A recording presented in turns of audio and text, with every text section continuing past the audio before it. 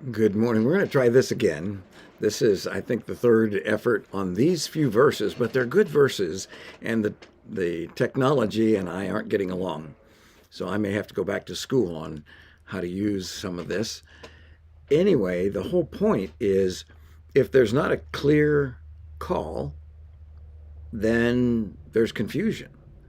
And Paul is writing to the church in Corinth, and he's saying, when somebody visits your assembly, your gathering, they're coming away just shaking their heads, thinking these people are crazy.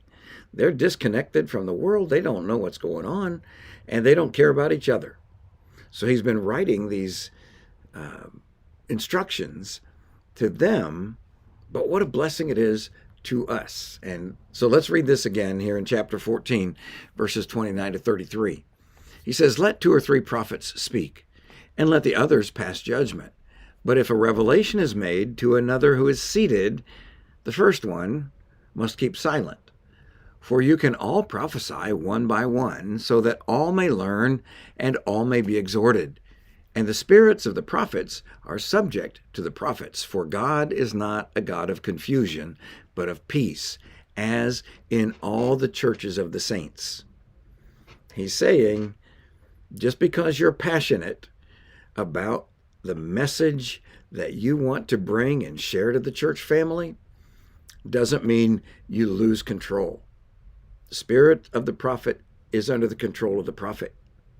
So if you have something, and I hope you do, I think the first churches gathered together and everybody planned to bring something that they had discovered, something that the Lord had accomplished in their life. I was studying, I was worshiping, I was praying, I was singing, and this understanding of what Scripture says came to mind.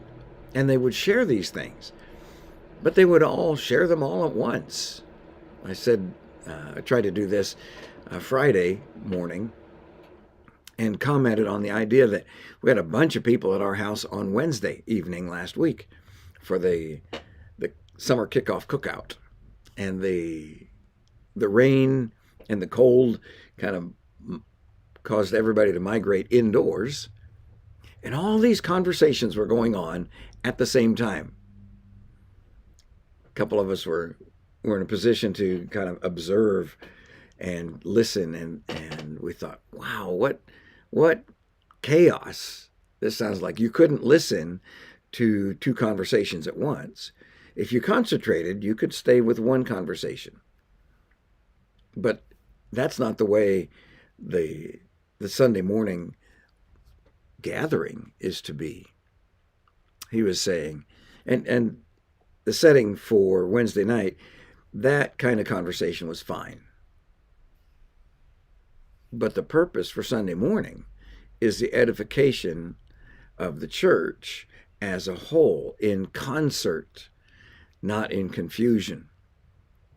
So when you are worshiping through the week, I want to encourage you to put together one sentence or one short, we call it an elevator speech, you get 2 minutes maybe, gift that you discover from Scripture and share that with somebody when the church gathers together. It may be with the whole congregation, or it may be just with one or two people in conversation.